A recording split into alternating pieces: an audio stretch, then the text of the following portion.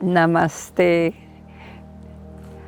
So, what do you need to know about spirituality? This is what I have learned, experiencing on my spiritual awakening.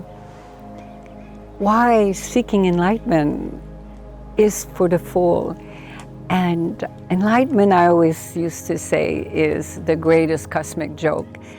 Through my own spiritual awakening, I really discovered that indeed Gurudev, when he said enlightenment, is like a fish in the ocean searching and asking, where is the water? Where's the water? So enlightenment is our natural intrinsic. It's an intrinsic phenomenon for all human beings, to see things as they are with clarity, without the lenses of the conditioning and the accumulation and the karmic structure. Enlightenment is in the here and now. In the absolute truth is we all have it. It's realizing that we all are interconnected and interdependent by the same source of creation. It's like a web. So seeking enlightenment is for the fool in the sense that it can be a real obstacle on the spiritual path. Seek God, not enlightenment. This will come naturally. Being on the spiritual path is just getting rid of all that has been learned, the conditioning from and the accumulation from family, especially dysfunctional family, media, social media, authority, government, how people are conditioned since they are little children and are not even conscious of it. So it's getting rid of all that garbage to purify the subtle body. Enlightenment is realizing an experience that we all are part of the source of creation, that within ourselves there is divinity, that God, our creator, thrives there at the very core of who we are, and to live our existence from there. So don't make enlightenment a pursuit, because it's prone to make life difficult, and it will become an obstacle. There's nothing to attain. Remember, there's nothing to attain. The ultimate truth is we already have it within us. Like Jesus Christ said, me and my Father are one, and what I have done, you can do much more. Me and my Father, when you think of it, how interconnected. We all are children of the Creator. So free yourself from your own fabricated cage and tap into the ultimate reality on the pathless path. So let's differentiate between what is absolute truth versus relative truth, because that has caused a lot of debate over the century among teacher and spiritual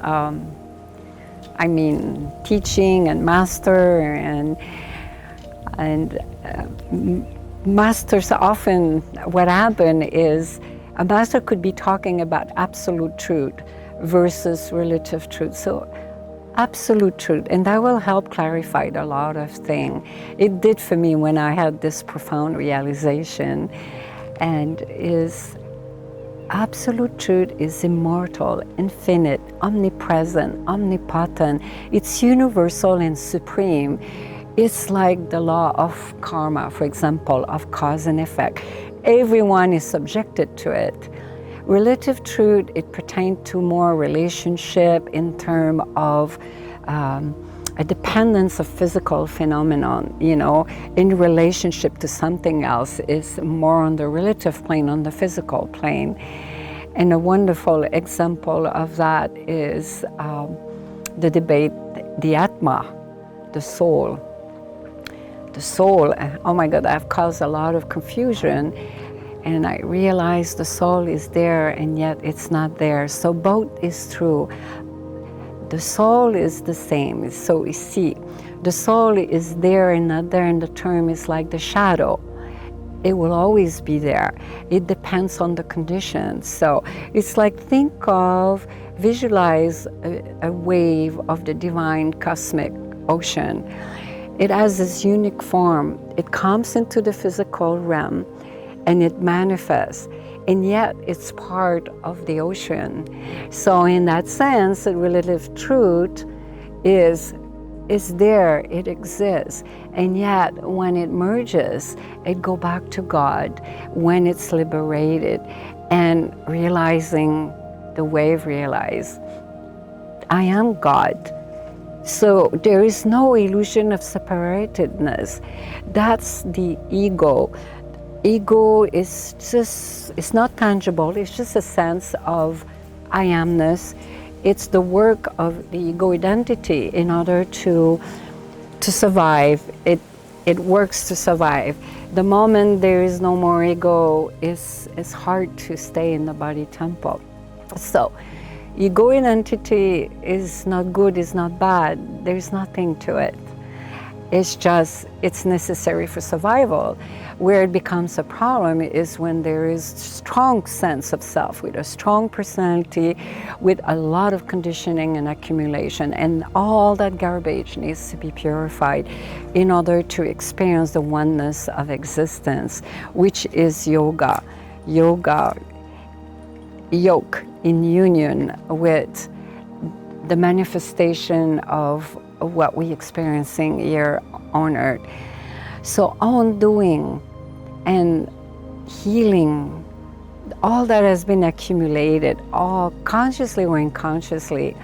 And the first, we have discussed that in a previous video, healing the wounded child. Most people grow up in dysfunctional family and they have so much repression, and it's so underneath the carpet. And you see, this is where it's so powerful when you have a certain mastery of yourself, because you're no longer a puppet where people come and push your button because you have that conditioning. Is to get rid of all of that. So go inward and unbury all the treasure and seek the divine within you, not enlightenment. Enlightenment will only become an obstacle. Through my journey, I had been on the spiritual path for over 20 years, and with the most, because this is all above religion and doctrine and philosophy, it's really been in a state of saying, I don't know. I want to experience the truth. I want to experience what is the creator that thrives within myself. And the more clarity, the more distance you're going to have, and with the right perception to see things as they are, and you will experience more and more your ultimate nature. So enlightenment is the simplest things, is the most subtle. It's about pushing your boundaries of ignorance. And again, ignorance here, we talk about ignorance. In the yogic tradition, is a klesha, it's an affliction. And all the source of pain and misery and suffering comes from ignorance. And we talk in terms of ignorance of your true inner nature. Not in terms of education, because that is pertain to the world of social. What we're talking about is a complete expansion of consciousness and experiencing at the true core of who you are. So this is what I have experienced about spirituality. We all have it inside of us. Gautama the Buddha, who walked on this planet over 2,500 years ago, he experienced that. He had this realization that because we all connected by the same thread, there is no difference between you and I. We all have that seed, that seed is there, and it will naturally blossom.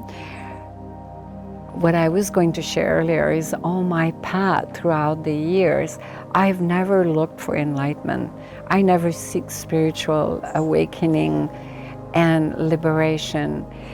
It happened out of devotion, out of divine love to the ultimate truth, the Creator. And all the Ascended Master talk about all the same thing. Their words vary from eras to eras. Jesus Christ, Gautama the Buddha, Mohammed, they all talk to appeal to the era, to reach out to the people, but they ultimately, the core essence of the absolute truth is the same regardless of religion.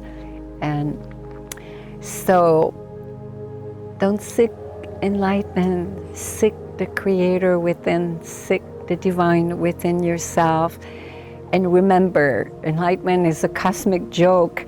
And so when you let go of that, and you just focus joyously on who you are, and poof, you will see that beautiful lotus will just explode, and soon you will experience your true nature, which is ecstasy and joy and a sense of equanimity, and it will bring incredible transformation, and you will experience that in your relationship, in success, and feeling joyous, and especially freedom, a sense of freedom, of ease.